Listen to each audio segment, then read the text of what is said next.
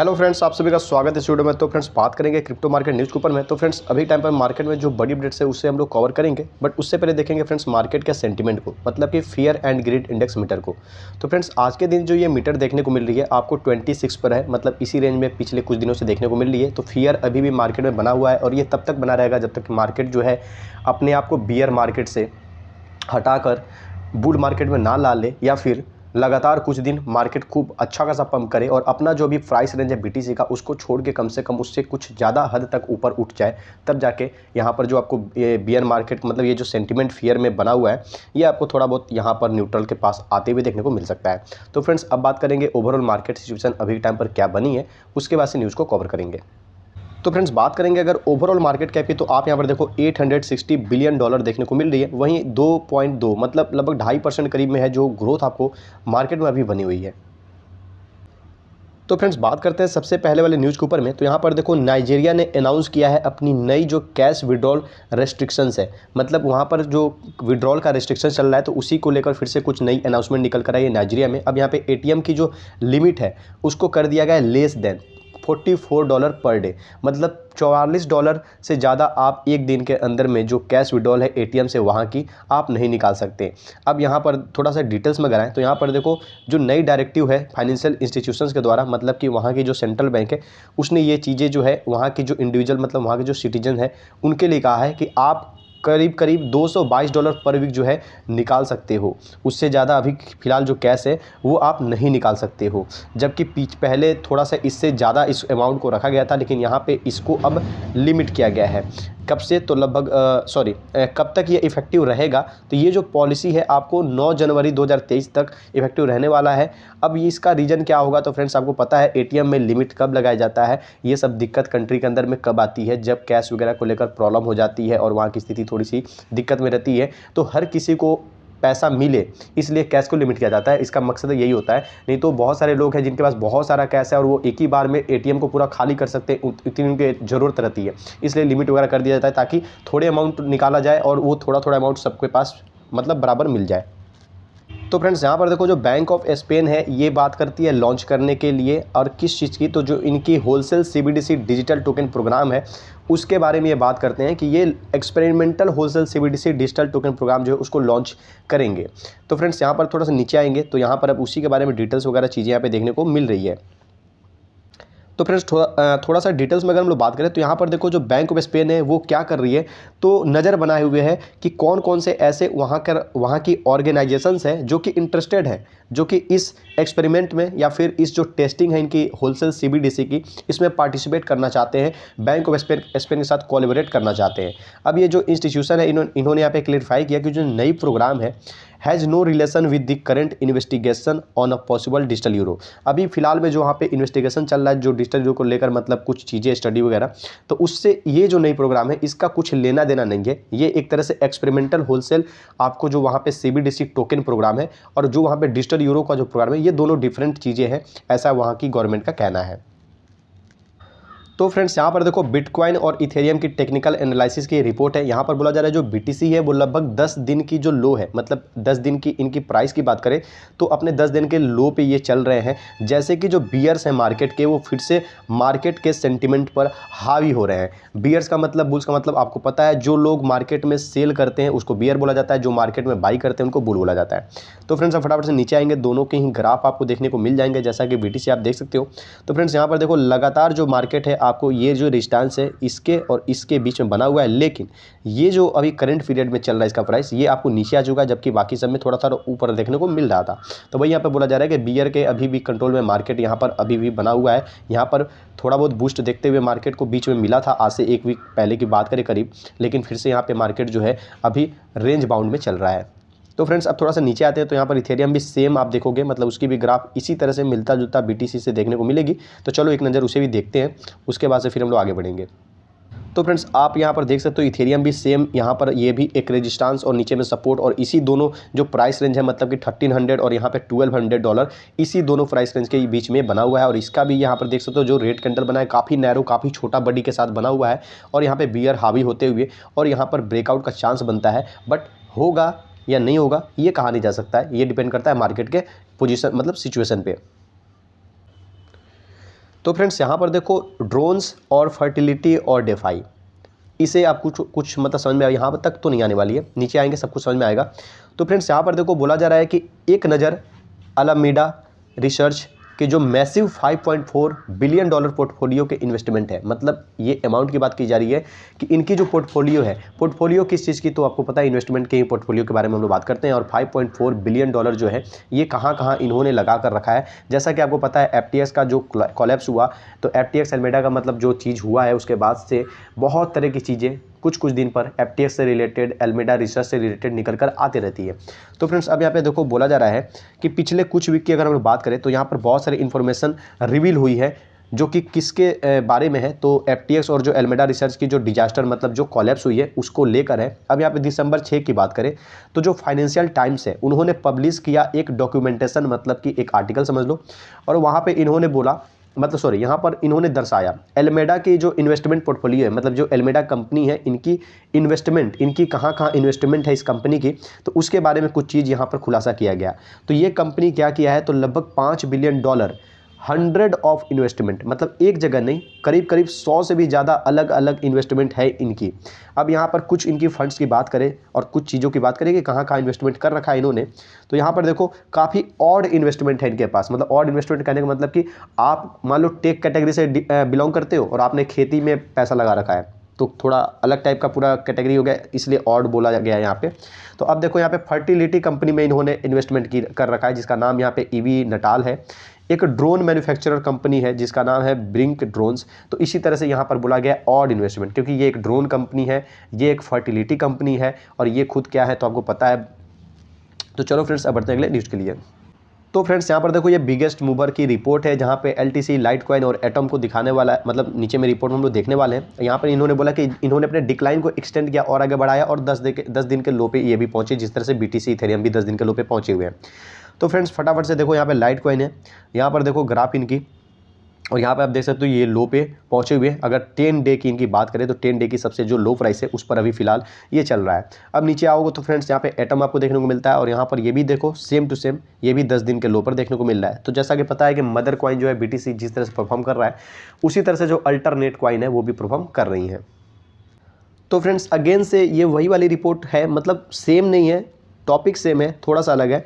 अब यहाँ पे देखो बोला जा रहा है FTX का ऑड रिलेशनशिप किसके साथ में, तो जो वर्टिकल फार्मिंग फर्म्स है। जैसा कि अभी आप लोगों ने पढ़ा कि जो अल्मेडा रिसर्च है और FTX अल्मेडा का रिलेशन क्या आपको पता है, इसकी सिस्टर ब्रांच बोला जाता है FTX का अल्मेडा को, मतलब दोनों लगभग एक ही खानदान से बिलोंग करते हैं। तो फ्रेंड्स अब यहाँ पर बात किया जाए तो FTX और जो अल्मेडा का कोलैप्स हुआ उसके बाद से जैसे कि आपको पता है अभी तक कंटिन्यू कोई ना कोई डेली न्यूज़ निकल कर आती है FTX के रिगार्डिंग में। और यहाँ पे देखो तो वही वाली ये अपडेट है कि ऑड रिलेशनशिप कहने का मतलब ये है कि FTX आपको किस तरह से का फर्म है, क्रिप्टो फर्म है और इनकी जो इन्वेस्टमेंट पोर्टफोलियो है वो अलग अलग जगह पे इन्होंने इन्वेस्टमेंट कर रखा है, इसलिए ऑड रिलेशनशिप लिखा जा रहा है और कोई यहाँ पे मेन पर्पस नहीं है।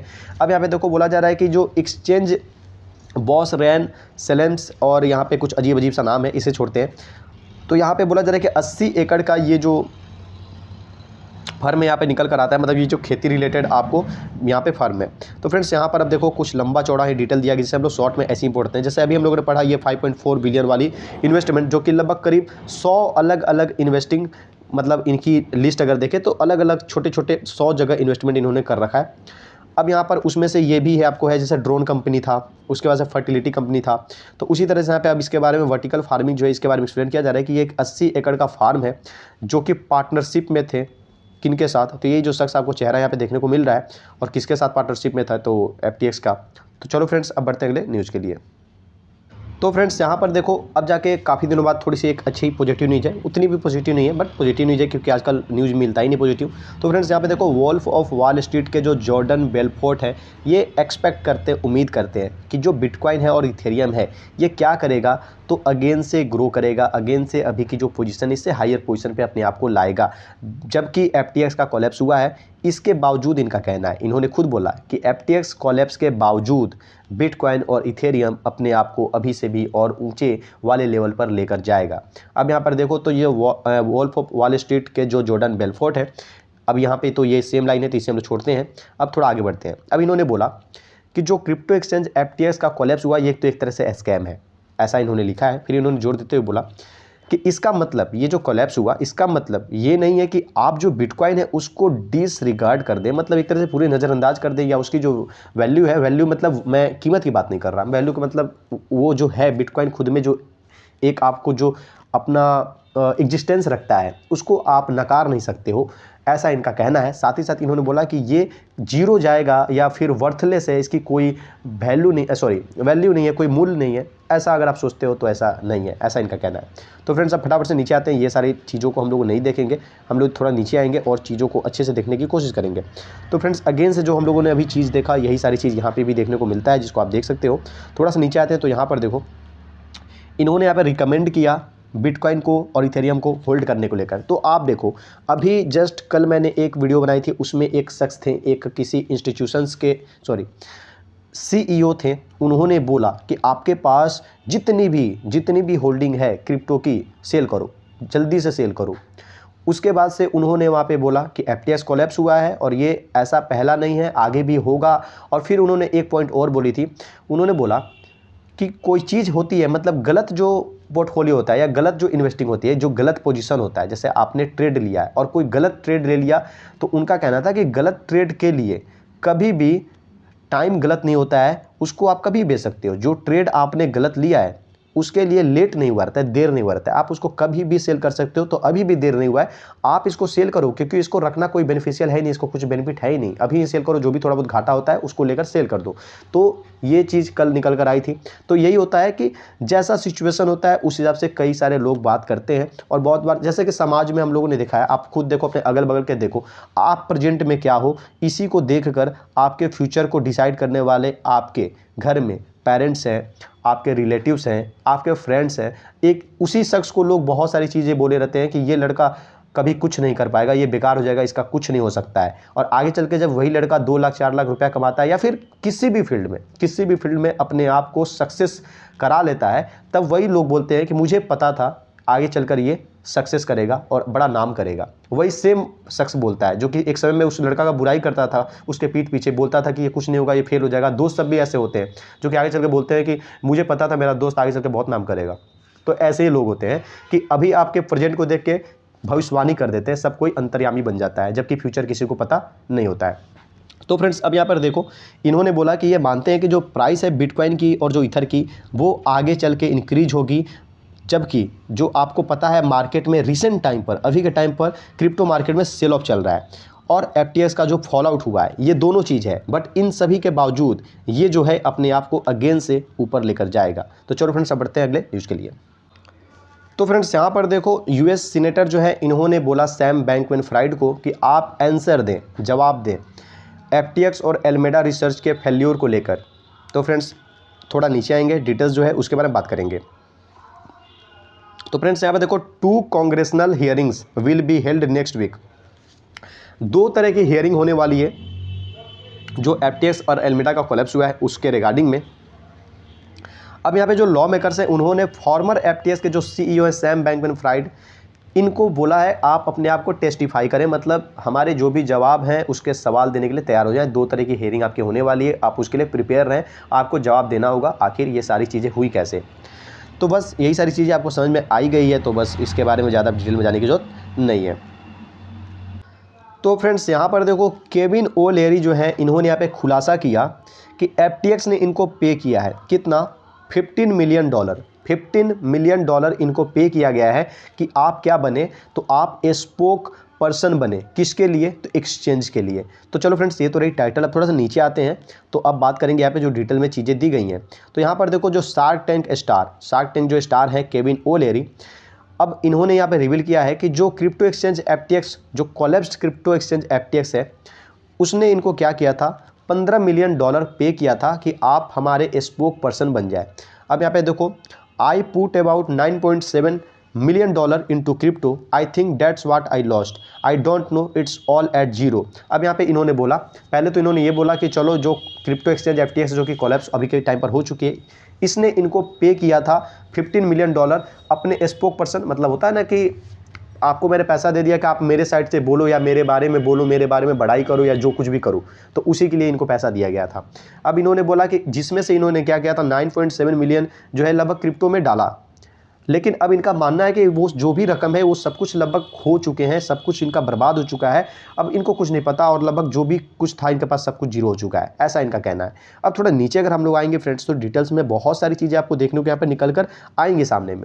बट जैसा कि आपको पता है कि एक वीडियो में कई सारी न्यूज़ को मैं कवर करता हूं और ये एक लंबे टाइम से ऐसा ही चलता आ रहा है और लोगों को इसी तरह से देखना पसंद है और मुझे भी इस तरह के वीडियो बनाना पसंद है, तो इसे यहीं तक रहने देते हैं। बाकी डिटेल्स में भी अगर आपको जानना हो तो आपको हर एक न्यूज़ का टाइटल टॉपिक पता होता है। आप उस न्यूज़ को अगर जाके गूगल कर दो उस टाइटल को लिख के, तो आपको वो न्यूज़ देखने को मिल जाएगी।